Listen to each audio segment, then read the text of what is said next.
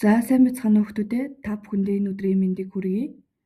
За өнөөдрийн хичээлийн сэдэв бол хүрэнсэн эхийн сэдэв гол санааны уялдаа холбоо.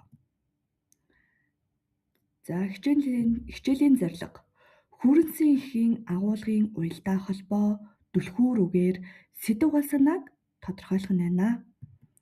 За зорилт эхийн түлхүүр үгсийг бид нар эхээс олж мэдэх нь байна.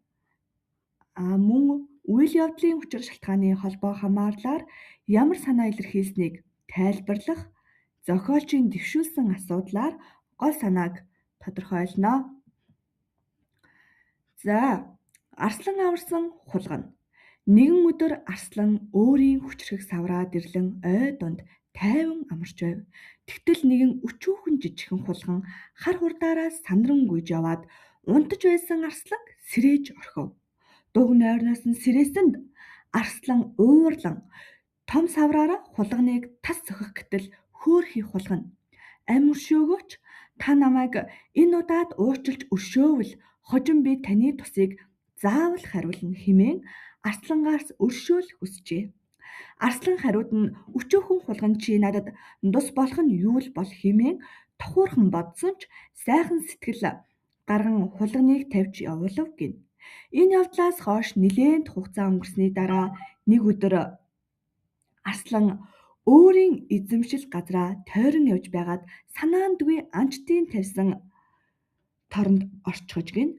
Яаж ч хичээгээд өөрийн эзэмшил газраа тойрон явж орчхож гин.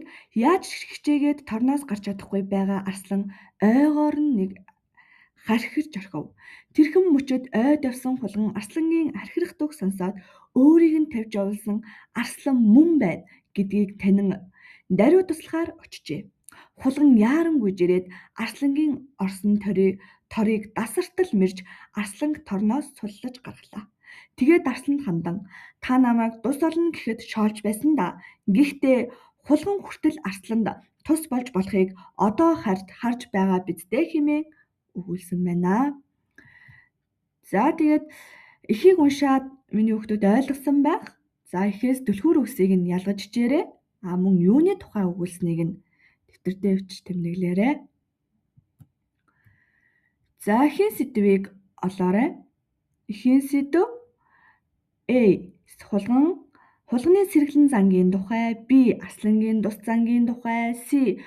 Багддаггүй тухай, D. Оймтдын тухай. За E. Юмыг гаднаас нь дүгнэж болохгүй тухай зөвлөсөн байна тийм ээ багш нь. За үйл явдлын учир шалтгааны холбоо хамаарлалыг илрүүлэх асуултанд хариулж хичээрээ. Эхлээд юу болсон? Дараа нь ямар зүйл өрнөсөн? Эцэст нь яаж шийдвэрлэгдсэн бэ? Тийм ээ.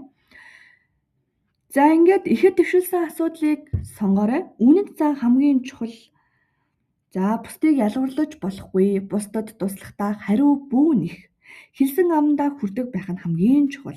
За сайхан сэтгэлийн хариу хизээ нэгэн цагт эргэж ирдгээ гэсэн энэхүү ихэд эдгээр асуултуудыг дэвшүүлсэн байна. За эхийн гол санааг тодорхойлоорой. Хүчин бүхэс өчүүхэн нэгэн ч сайн сэтгэл гарган тус болж чадна. Сайхан сэтгэл хизээ нэгэн цагт ач тусаа өгдөг гэдгийг энэхүү их нь харуулсан байна.